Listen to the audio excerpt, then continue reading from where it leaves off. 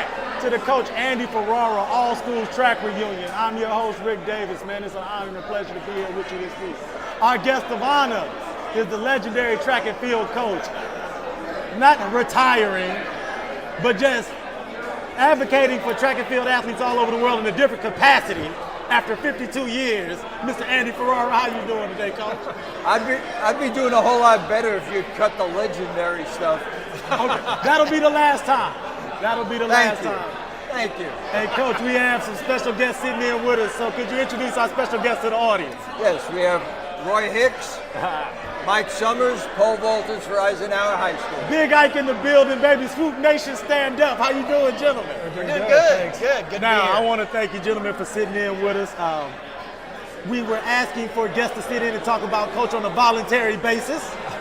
So I want to thank you, gentlemen, publicly for stepping out there on faith and sitting down with us. So if you wouldn't mind starting with you, Roy, could you talk about your first interaction with Coach Ferrara? I think the first interaction was I was playing football, and I didn't play baseball, so they made me run track. And so I went out and I was at the track, and I was running the 110 hurdles, and I didn't want to run. I wanted to do a field event. And so then, of course, Mike came in, and then after that, Coach, I don't know if you introduced us to the pole vault or that we just wanted to do it, but we had some equipment. Right. We tried to jump. Now, here's the question, Coach. What type of pole vault equipment did you have in that day and time? Well, we had to get out and get new pits. Right.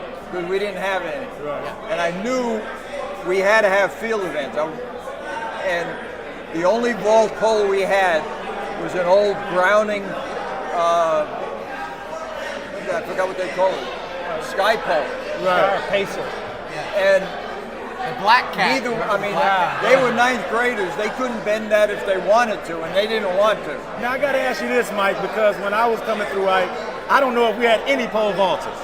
Really? So now the question is, how did you guys feed off each other as teammates and having another vaulter at the high school level? Because you don't always have that luxury a lot of times.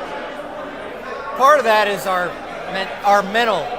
The mental makeup? Yeah, our mental makeup, because we were crazy, right? Right. So the way it started was that there was basically we used the high jump mats, right? Oh, wow. Well, no, I want to say that might have been a step after we started with the sand in the long jump pit, Hey, because Coach. we basically made a hole in the at the front of the long jump Right. pit to just stick a pole in and see how high we could go. Now And we the put a question is bar this, across. Coach. What are the statute of limitations on child endangerment? With these two, we're way past. We wait past the We statute were of absolutely, limitations. so all we did Way was past all that. we did was stick vault in the Okay. beginning, and we were using a pole that we couldn't bend anyway, so that's why we were stick vaulting. But between our freshman and sophomore year, because we were so interested in it, we started getting into it. Right. He introduced us to Coach Tellez at U of H, and that was a game changer. Now, one of the things, being an athlete that competed for Coach Ferrara, and I want to ask you gentlemen, because y'all had him before me. You know how they say usually coaches get a little bit more ornery with age? And I want to ask you, when you guys had Coach Ferrara, because I know in my experience, Coach didn't give mock praise. Like, he didn't put you on varsity before you were ready to compete. You had to actually do something of substance before you got a pat on the back. Now, was he like that in the 80s? Or did y'all harden him that by the time the 90s came, you had to actually be something before Coach told you decent job? I think we might have hardened him because I considered him a friend. Yeah, I did I mean, too. he was. Oh, wow. We traveled. Yeah, we traveled together a lot. We pole vaulted and tried to learn the sport together. Right.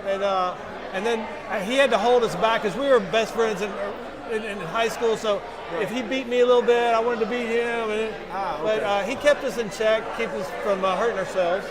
I'll tell you a story that he probably doesn't remember, but I mean, back in the day, you know, we didn't necessarily live very close to the house, and you missed the bus, you couldn't get to your house. I remember he was offered to take me home one day, and he had the most beat up, little bitty Datsun, some kind of little car, and on the radio though, he had his Rolling Stones cassette, and I had never heard of the Rolling Stones. No way. I had never. Of course, he's from To that Brooklyn, point, right, to that and point. he he immediately went into like, oh my God, you hadn't heard of the Rolling Stones. As Brooklyn came out, and it's just a little part of like, he wasn't that much older than one of us. So in other words, he let you see behind the curtain? Yeah, he let us see behind the curtain. He let you see behind the curtain. That's right. So he introduced you to the Rolling Stones. He introduced me to the Rolling Stones. And they're coming this year, actually. Now, Coach, as I always promised you with every interview, you would have the last word and the last story. So is there anything you'd like to share with the audience about Roy and Mike before we sign out? Yeah, they've been spot on as far as their stories, but these two guys were as competitive as anybody I've ever had. I mean, they talked about stick vaulting and starting off in the sand, and they would start looking for things to vault over. They would vault over fences, and one day I turned, because I didn't have a whole lot of assistant coaches, and I was getting the runners started and whatnot, and I look at them, and the two of them are eyeing the goalposts on the football field. So you started And I reading their said, mind? no, you are not You going. saw the wheels turning? Yes. You are not going over the crossbar. I would have made Oh, it. my goodness. I don't want him to I have would've the last probably made word. it. I mean, look, there's things that I want to say to you. I don't know if I'm going to make it to your funeral or whatever, but I just want to say how much I appreciate everything that you did for us. I mean, I look at my life, I'm 56 years old now, and I think about how hard I've worked to raise my family and do everything that I've done, be successful in life. And I look at your life, and I can't help but to think about you being there at the school at 6 o'clock in the morning with the bus already. And then we went to a track meet that was an hour and a half away, New Caney or Tomball or wherever, and you'd bring us back at 10:30 at night, and we got in the car when Mom and Dad picked us up, and we went home, but you still had to finish up and get the bus back, whatever. I hope that I just want you to know that we appreciate the sacrifices that you know. I mean, you really worked hard, and I know that our relationship wouldn't be what it is today. We haven't talked in a couple of years, but when we get together, it's just like old times. And it's because of what we had in track, and it was because of you. So I just want to say thanks. I want to say something, though. One thing I liked about the coach is that he didn't overcoach. Sometimes you just mess up. You don't have to be a whole lesson there. He just kind of let us do our thing, kind of look at us for a while, and then coach us, give us some pointers, things like that. I like that about you, and I try to do that when I teach my kids. Great. I don't like overcoaching. This interview with you guys being first, you guys have set a hell of a precedent. I don't know how we're going to have any interviews after this that's going to compete with what you guys have put forward. So I want to thank you, gentlemen, for your transparency and your candor, because I know volunteering and being first isn't always the easiest thing. So thank you so much, gentlemen. Absolutely. Coach, He's a great guy. Can you keep it together, man? We might have to do this 10 more times tonight. Oh, sure. I got endurance. That's what I'm talking there we about. go. Yeah, he does. That's Yeah, he what does. I'm talking about. I want to thank everybody for tuning in to the Coach Ferrara All Schools Track Reunion. We're going to take a short break to hear from our sponsors, but we'll be right back. School Track Reunion, celebrating the track and field career of Mr. Andy Ferrara. What's going on, Coach? I'm having a great time tonight. This is wonderful. Hey, you editing my intro on the fly, Coach. I hope you don't throw me off for the rest of the night. Can you introduce our audience to our next guest, Mr. Yes, this is Craig Crow, Eisenhower High School, 100, 200, a little 400 once in a while. 400 mile relay. Right? Yeah. Class of 81. Yeah. Very special man in my life. Oh, well, we're going to get into that. But as always, we're going to represent Big Ike is in the house. Swoop Nation, stand up. Antoine and Goldbeck in the building. What's going on, Craig, man? Doing great. Doing great to be here. Man, I appreciate you for sitting down with us, man. I ask everyone that's going to sit down with us tonight, can you give us your first interaction with Coach Ferrara, man? What were the circumstances? Give us a story about Coach, if you wouldn't mind. Well, in 78, we didn't have a coach. Oh, wow. So we kind of was practicing on our own. Right. So the next year they told us that we have a coach coming. Mm-hmm. So all of a sudden we saw this little Italian man with these big calves coming. We're like, is he really a track coach? Right. But after that year, and during that course of the year, he became our Italian dad. Right. Yeah, I mean, because he was not only a track coach, but he was like family to us. He took us on his arm, and he made us believe in ourselves. So he was very instrumental to everything that we become, even still today. No, and that's something that I think Coach had that was a gift. Yeah. Was being able to add ambition and also motivate young athletes to see something in them that they don't necessarily see in themselves. Coach, you mentioned what type of place Craig has with you and your heart and with your career. Could you give us a little story about Craig, if you don't mind? Yeah, believe it or not, Craig married Robin and I. Oh, wow. That's what's up. He performed the service, and we. So the we made our background, how did vows. that happen? Coach, you can't just go straight to that. Like, what was the setup? How did y'all get into contact? Well, Robin and I were looking around, Right. and I got word that Craig was a minister and that he married people, and we said, what could be better than one of my former athletes marrying us? I mean, it sounded like the perfect story, and it was. It was so great. I love the fact that you No, do but it. Craig, though, how surreal was that for you? It was real because when we was in school, because Coach Durst, she was one of the nicest, good-looking coaches there.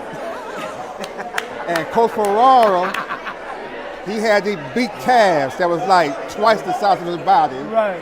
And Coach Durst, she had big calves.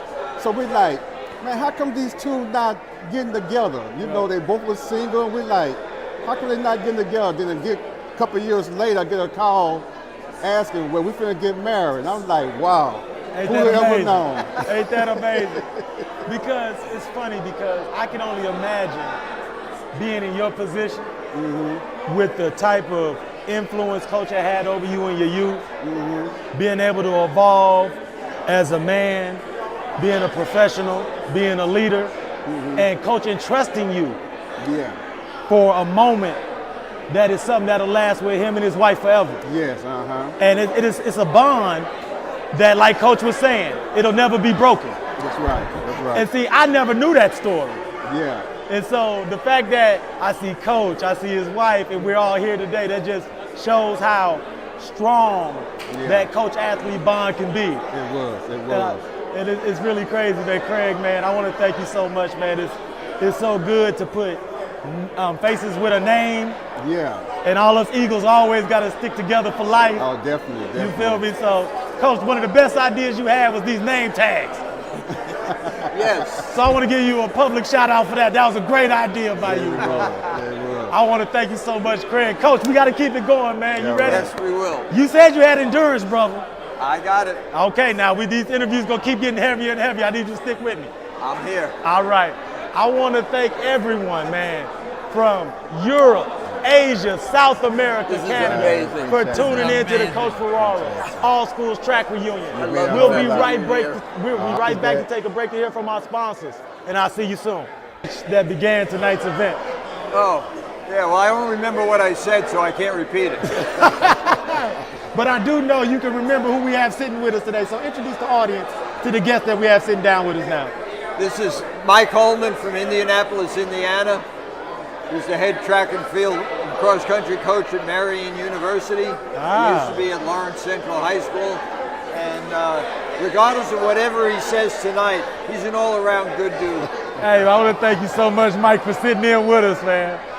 First question I ask everyone that sits down with us tonight is, can you give us an idea of what your first impressions were when you first met Coach Ferrara? You know, a guy that's more passionate about track and field than anybody I've ever known, and more knowledgeable about the history, which I think gets lost in a lot of people, athletes and coaches, but he has great appreciation of all that. So I was like, wow, this guy really gets it and really passionate. You know, it's funny to speak to your point about Coach Ferrara's passion and competitiveness.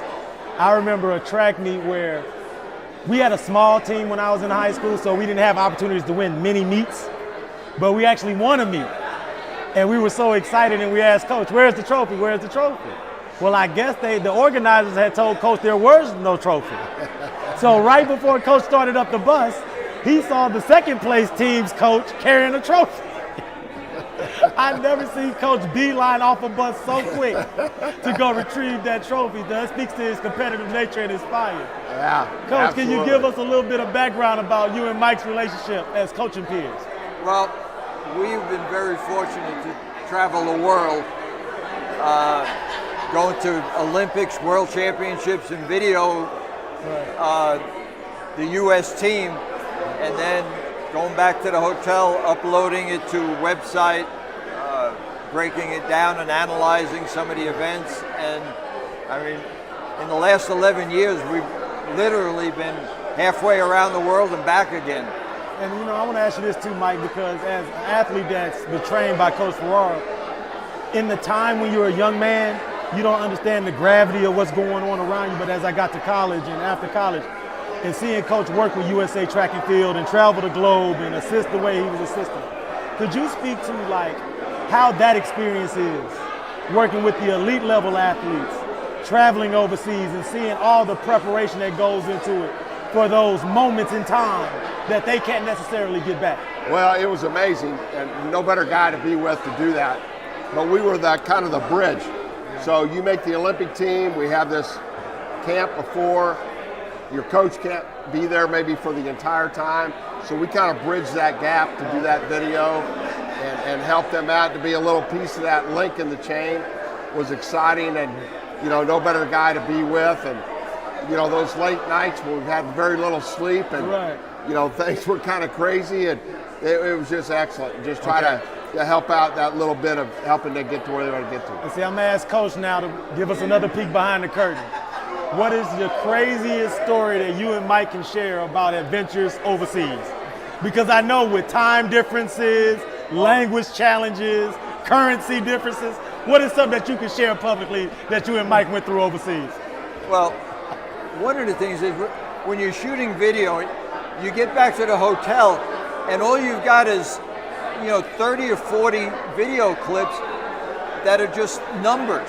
Right. And you have to go back in and label the, you know, what the clip is, so you don't spend all day looking for a particular shot. Right. So while you're doing that, we would go to YouTube and find Seinfeld highlights. And just, I mean, we'd be it's, you know, 1 o'clock in the morning. We're kind of giddy to begin with. And the next thing you know, we're listening to Seinfeld and Kramer and everything. I mean, it was just insanity. How accurate is Coach's recollection of those events? Absolutely spot on. Spot on. And then the next day at breakfast, we would like repeat some of the episodes and stuff. And it was just part of that great relationship. Okay, so one last question for you, Mike. Because Coach has taken some cool pictures all over the world traveling with USA Track and Field. How many times were you the guy holding the camera for him? And how many times was he the guy holding the camera for you when you taking pictures? A lot, because I talked about, I have a lot of pictures of me that he took. Exactly. And then he's got pictures that I took, and I thought I couldn't find a lot of us together. Exactly. And that was my next question. How many do you guys actually have? Yeah, we didn't do that very well. Before we go, I got one story that has to be told. It just has to be told. It's your night, brother. Get it in. We're in London for the 2012 Olympics. Yes, sir. And we're up at the top of the stadium, and they had this long platform.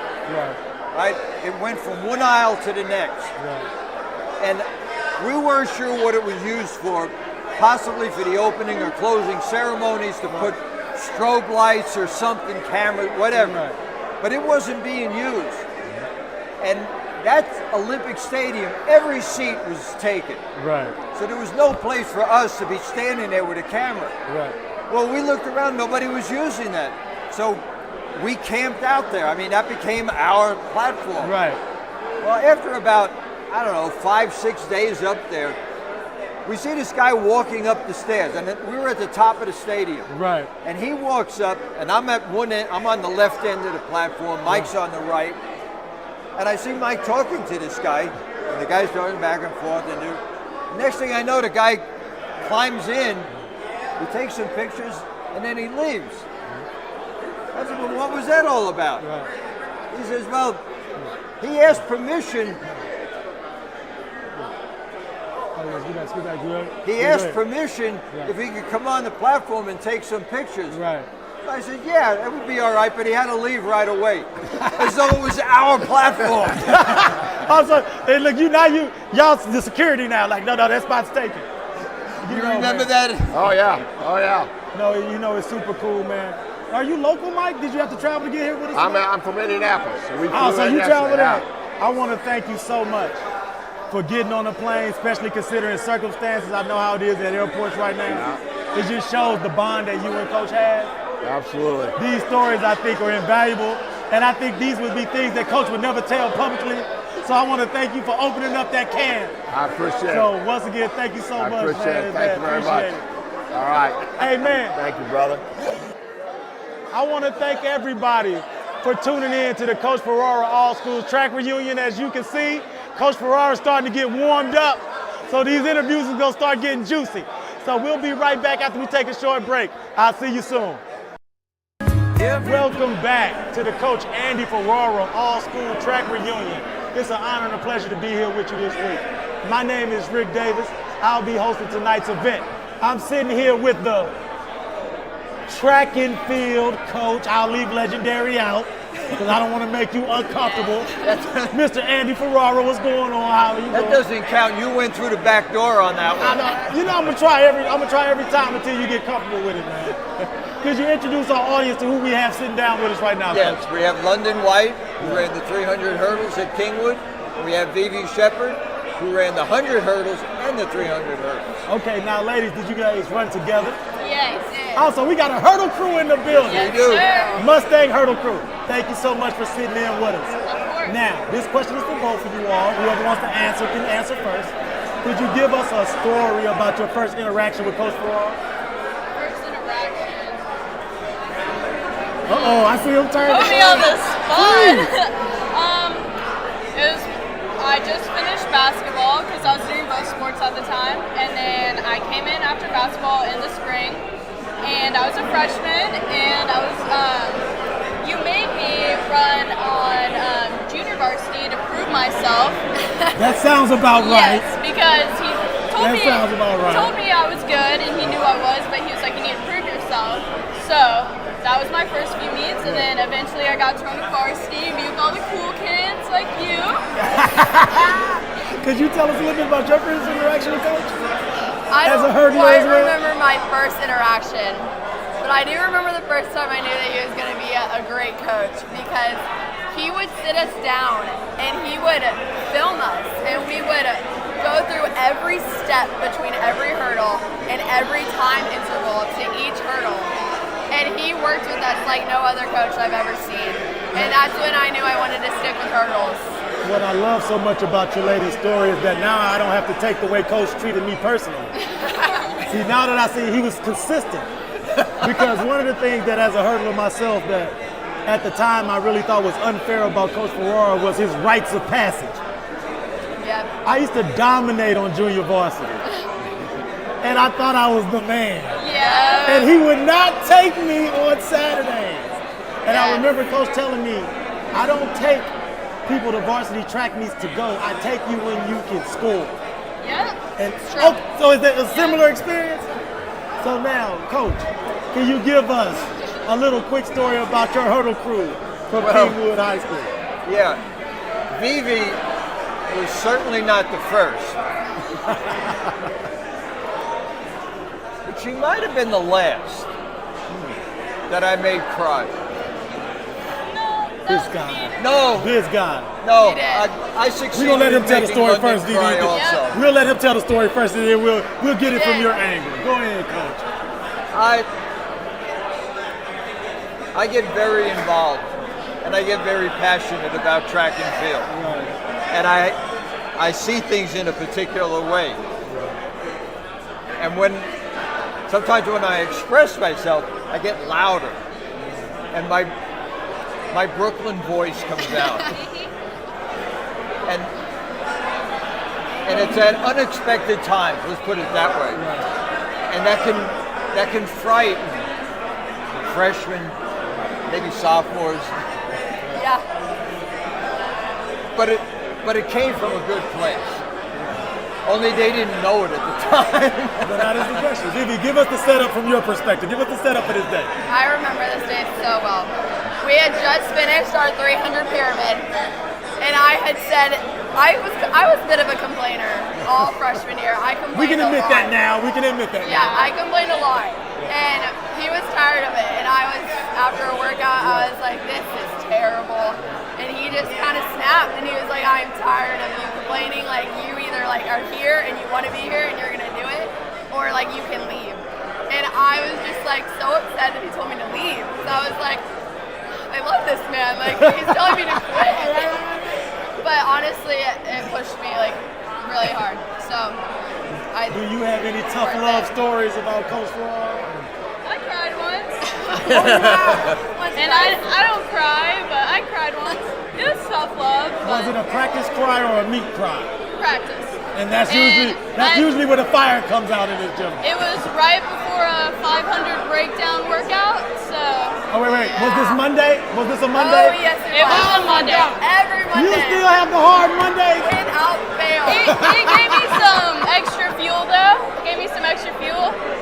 And I want to thank you ladies for coming and sit down with us because the energy that you guys have brought to the interview is something that I don't think we'll be able to recreate. And having someone who's worked with Coach Ferrara in this millennium, and I can see that he hasn't changed. You would think that he would have softened, but he hasn't. Not. So, hey man, Coach, how does it make you feel to have these two ladies here and know the influence you had on their careers and as athletes and the whole nine? It's great. I loved every minute I was at Kingwood, just like I loved every minute I was at Eisenhower. Right. And they were the best. Absolutely. They brought a lot of happiness to me. And look, as a fellow hurdler, you know, hurdle crew got to always hold it down and stick together. Always, yes. So I appreciate you ladies for hanging in with us and doing this interview.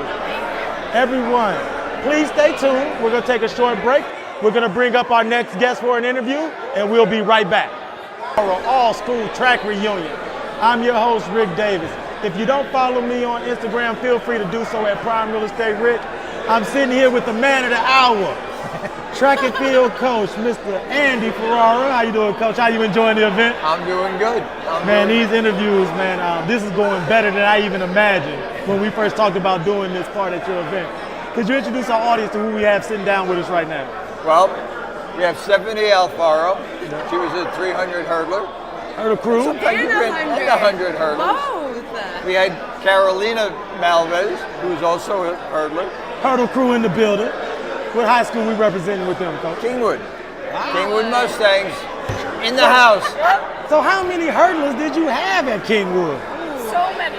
Lots. So that's when you were really getting into that hurdle group. Well, my job assignment at Kingwood, I wasn't the head coach, I was an assistant. And my event areas were the hurdles, girls and boys hurdles, and the long and triple jump. So perfect. Did you ladies actually compete together? Yes. So that's good. We got the chemistry. Yes. So this question is for both of you all. Feel free to answer first, whoever would like to. Can you talk about your first interactions with Coach as an athlete at Kingwood? Okay, so he actually coached my sister before me. Also, he had a reputation? Yeah, so my sister was like, okay, Coach Ferrara's intense, he's scary sometimes. And I was like, this guy? No. This guy? And then I met him and I was like, he is intense, but he's also very fun and very loving and funny, believe it or not. And sassy. He has some attitude sometimes. Please elaborate, Miss Steph. Oh my goodness. I don't even know where to start. He would just like crack jokes with us, or like one time he like pretended to be mad and we're like, oh my gosh, like we're in trouble. He's like, nah, I'm just playing. All right, free day. But we never had a free day. It was just a light workout. Yeah. Okay, see, Coach Ferrara is notorious for his Monday heavy workouts. What are you ladies' recollections of those Murder Mondays with Coach? Oh my God. 500 breakdowns, so The same one! Dude! 500 breakdown It's Mondays. awful. We always mentally prepared for that in the morning. And then In 2017, 2018, our school flooded, so we had to go to another school, Summer Creek.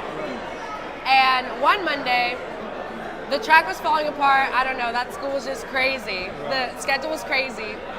We did the 500 breakdowns, and we usually do hurdle hops before we do that, but we did them after, and everybody's legs were jello, and I was the first one to go because I was the only senior, and I fell, and he just stood there and laughed at me and said, okay, go again. I don't recall that. Okay. But no, I want to ask you this, and this is a serious question, Coach. When in your career did you add that 500 breakdown to a foundation of your training regimen on Mondays? Because obviously you've been having that as a Monday workout for decades. Yeah, it was probably sometime in the 90s, around the time that you were there. Tom Pelez at University of Houston was a big influence on me. And I went to so many of his clinics and lectures and whatnot. And around that time, I also started working more with USA Track and Field in their hurdles development program. And I don't know, just listening to a bunch of influence, you know, I kind of formulated, you know, what I thought they needed, you know, to get stronger and get tougher. And now, not to put you on the spot or anything, but what is it that you love about coaching the hurdles so much over every other event in track and field? Well, as a coach, I love the challenge of it, because you're not getting people that are doing something that everybody can do. I mean, you don't walk down the street doing hurdles. You know, you have to teach. And from when I started at South Shore High School, I always worked with the hurdlers, because that was something I knew if I could teach, they could get better and we could win. And that was basically the recipe. I want to give both of you ladies an opportunity to say something to Coach. Cool thing is that since you guys aren't in high school anymore, you don't got to see them every day. You've had some time to think about it, how you feel about your relationship with Coach. So before we sign off for this interview, if there's anything you ladies wanted to tell Coach, feel free. I'm going to cry. She cries all the time. Yeah, that's true. I do. I don't know. You've been like a big role model to me. And just like an inspiration. I will say, Think how scary that is. A 70-year-old guy is a role model for a teenager. I don't know.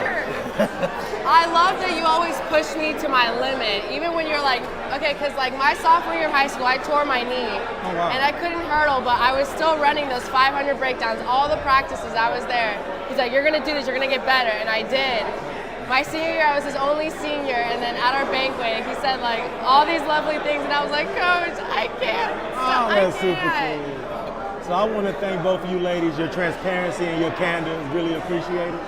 This is something that I wanted Coach to be able to reflect on in the years after this. So I want to thank y'all so much for being as open and honest as you've been. Thank y'all. Coach, I told you it's getting good now, baby. Thank you. We more than halfway done, so stick with me now. I'm here. Absolutely. Everyone, I want to thank everyone at home for checking us out. We'll be right back to the Coach Andy Ferrara All Schools Track Reunion.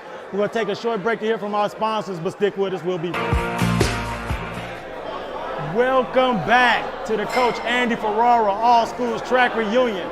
I'm your host, Rick Davis. If you don't follow me on Instagram, you can follow me at Prime Real Estate Rick. I'm here holding it down with the man of the hour, legend in training, track and field coach aficionado extraordinaire known the world over, Mr. Andy Ferrara. What's going on, Coach? I don't know. I'm beginning to feel less and less like the person you're talking about. Hey, Coach, share with the audience who we got sitting with us right now. All right, we got Michael White, we got Blasco Tips, sprinters, long sprinters, 400, 200, all that good stuff. Hey, man, well. 4x4 relay. See, Coach would be remiss if he didn't mention that this is Big Ike Legends, Eisenhower High School, Antoine and Gobank, my personal people. What's up, gentlemen? What's going down? All right. Now, see, I'm sure everybody who's checking this out may know this, who went to school with us, but these two fine gentlemen ran on a 4x4 relay with me. Coach Ferrara was our coach, our motivator, our Shidoshi. So my first question, for you, Mr. Michael White, give us an idea of your first interaction with Coach Ferrara, especially considering that you caught him as a mature, older athlete in high school. Well, I mean, I came from San Antonio, so. Never let us forget it. Oh, that's so real. Hey, but I came to Eisenhower because my coach there wasn't really a real track coach. And they were like, oh, Coach Ferrara is. I was like, okay, we'll see. So he had us jumping these little hurdles for like months, and I didn't understand what was going on. I was like, when are we going to start? And so, I was walking around with a stomach ache, because he was getting my core right. But once we started, he told me, we're going to run 16 200s today. And I was like, I'm not running 16 200s. It's funny. I've interviewed athletes that coached at Kingwood, South Shores. He had them doing it too? Do not take it personally. Coach was terrible to everybody. Everybody talking about that murderous Monday workout. But I want to ask you this, Tippy Toe, Mr. Blasco Tips, yes, man. sir. What now, you I'm got? going to tell you, man, because you and Coach Ferrara go back. You ran varsity for Coach Ferrara in the 9th grade. Yes, sir, I did. So let's talk a little bit about how it was dealing with Coach Ferrara as a freshman and dealing with his coaching style and his coaching tactics. Oh, he stayed on me, man. He made me run. He made you run, He made baby? me run, yes. What do you most remember? Because I always remember those 500 breakdowns on Mondays. Yes. You know how he used to do that? And then the way Coach would motivate and say his last little words at track meet before the mile relay. Can you give us a story that you may remember about Coach that y'all might have had some personal interaction, like maybe before a big track meet or as you was developing within the program?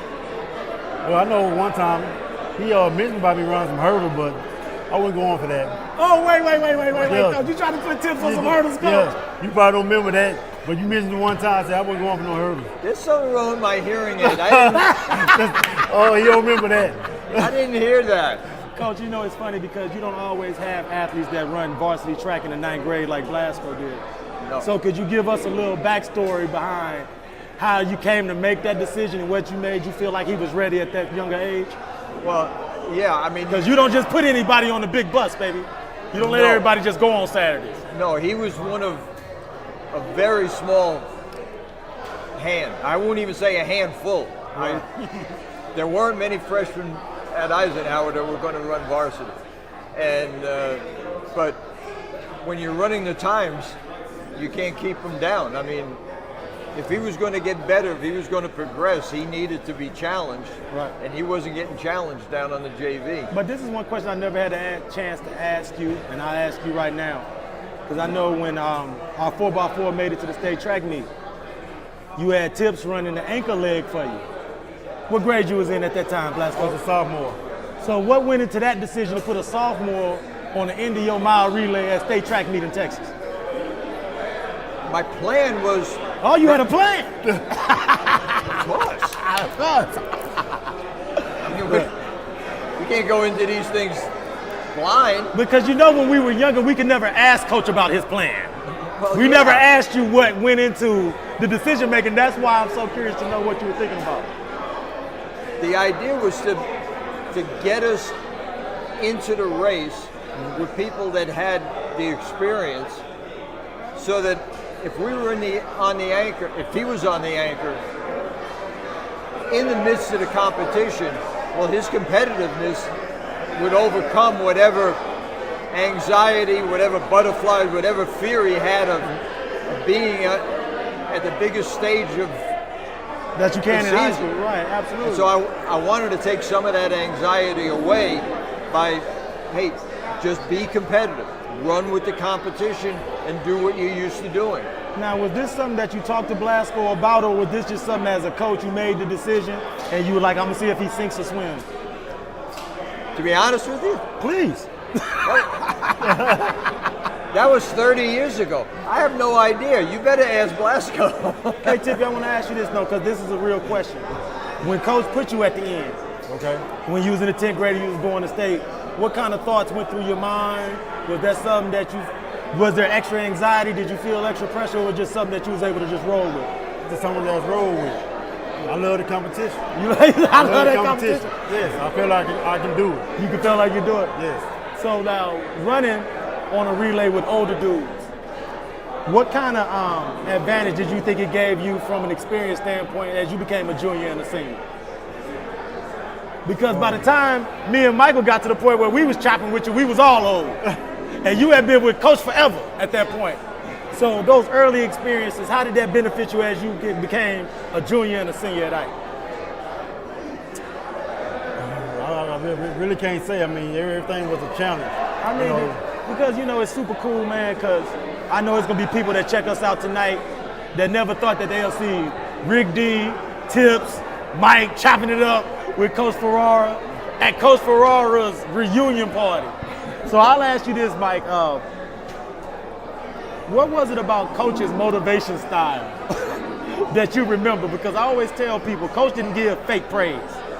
He didn't just tell you good job until something seriously major had went down. And that's something that stuck with me in college and after that.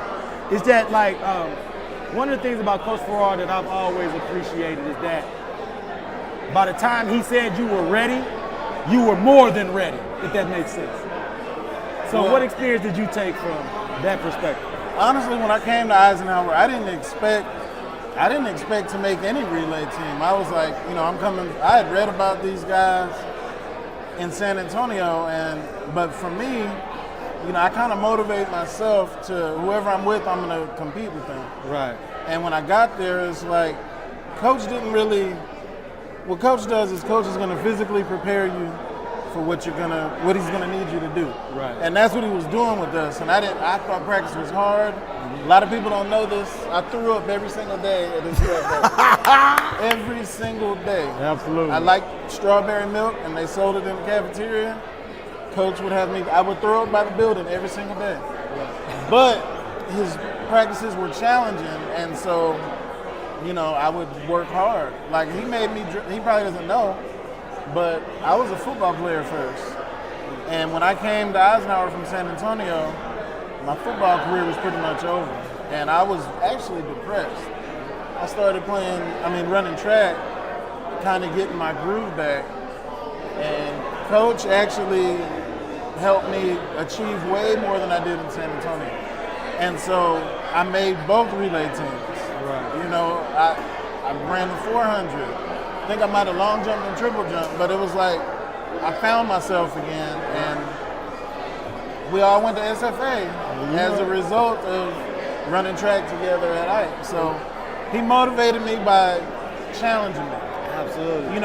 I think y'all remember, when I first hit 48, I started wearing my spikes to practice, and they were mad because people would be like, hey, let's just chill on this. And I'd be like, man, there's girls watching. I'm not chilling. And so I would run as hard as I could every time, because I was just happy to be there and I was happy to be on the team. I think, Coach, what we all want to express to you is that you don't always find a lot of coaches that can nurture and be patient and give athletes a time to blossom. And I think that's one of the strongest traits that you have in your coaching and education style. And I want to make sure we both and all of us tell you thank you, because that's something that's super important. Any last words y'all got for Coach, man, before we sign off on this interview? Now I want to give everybody a chance to give Coach any last little thoughts you want to give Coach, tips before we sign off? I'd just like to thank you, Coach. I know you for a long time, since my brother ran track in the early years. So I know you a long time, so you are family to me. Yes, sir. It was a great time. I remember it fondly to this day. Richard was, I don't know, I guess, were you separated? Were you a freshman when he was a senior, or came in after? I came in after. He graduated in he graduated 89, I came in 91. And Richard was great. And, he was talented. And then to have Blasco walk in the door right after him, it was like, wow, this is gold, man. I mean, this opportunity for all of us to hang out is something I don't think we'll ever be able to recreate. So, Tips, man, it's always good to see you, brother. I don't get to see my people as much as I would like. You know what I'm saying? It's a blessing to have us all holding it down. Yeah. Mike, you know what it is with us, man. Me and you kick it way too much, brother, but it's always good to see you. Coach, man, now I'm getting, Yeah, I mean, I got to watch myself now. Now you getting too good. I'm going to have to switch seats with you in a minute. I want to thank everybody, man, for holding it down with us. We got some more interviews left. We're going to take